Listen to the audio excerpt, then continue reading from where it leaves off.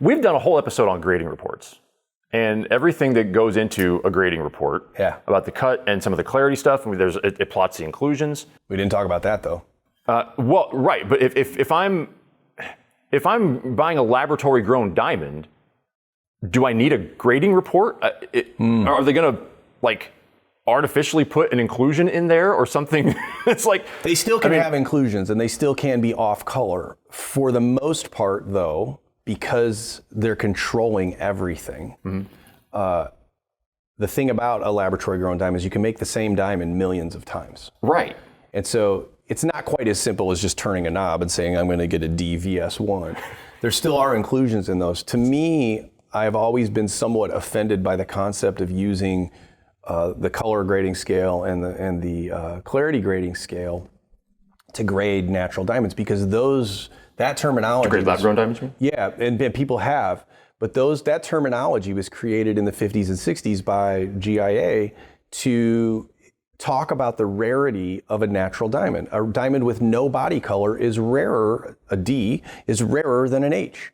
So using that terminology to describe natural diamonds is appropriate. Using it and applying it to a man-made technological creation, I always felt a little offended by, because it doesn't have the same connotation. They should all be VS1 or better for the most part. The ones made nowadays, the ones that GE made in the 50s were I3s, right? So they always should be top color and top clarity. Why would you buy a lab grown and not have it be top color and top clarity? Right. Why would you also buy a lab grown and make it not be an AGS 000 perfectly cut grade diamond? Right. Because the waste to cut a diamond into that is almost nothing. As you know, with my time on the American Gem Society board of directors and now on the American Gem Society laboratory advisory board, we just came out with a product last year for laboratory grown diamonds. There was much debate. Do we do this? Do we not do this?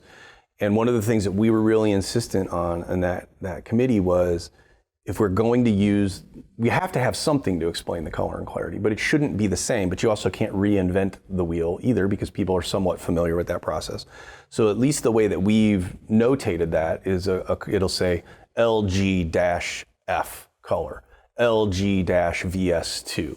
So there is a clear line drawn between a lab grown and a natural diamond, because you should know the difference between a laboratory grown diamond and a natural diamond. And while we're using the terminology, it really doesn't mean quite the same thing. It doesn't have quite the ramifications on a laboratory grown, because they all should be pretty top color, top clarity. Most importantly, insist on the quality of the cut grade. Get something that has those AGS cut grade standards, because as we've talked about in previous episodes, and if people haven't seen those, they should watch that, because the one that we spend on cut grade, I think is very specific and really gives a good education for why cut grade is so important, not just to me, not just to what we do here at my store, but why it makes a difference in how much a diamond sparkles. So now if you're buying a diamond that's significantly less expensive to produce, meaning versus millions of dollars to get things out of the ground and then cut it, and then the waste now is a factor. Now you have a diamond that you can make 1 million times. Why would you not try to get the best performance out of that diamond? Why would you buy one that is not cut to those standards?